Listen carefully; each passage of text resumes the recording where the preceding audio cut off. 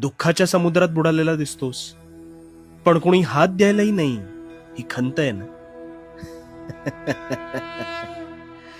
चल, ही खंत आज कायमची मिटवू. लक्षपूर्वक माझं बोलणं अगदी अखेरपर्यंत ऐक, तुझा भार हलका होऊन जाईल. एकदा शेतात काम करत असताना शेतकऱ्याच्या तर्जनीला इजा झाली आणि त्यातून रक्तप्रवाह होऊ लागला. पण जखम अगदी छोटी आहे म्हणत त्याने दुर्लक्ष केलं. कालांतराने त्यावर हळद लावून सुद्धा ती जखम काही भरत नव्हती आणि त्रास वाढल्यामुळे तो अखेरीस वैद्याकडे गेला. वैद्याला ती जखम ओली आढळून आली. त्यावर शेतकऱ्याने विचारले, ही जखम अल्पशी आहे तरीही भरत का नाही?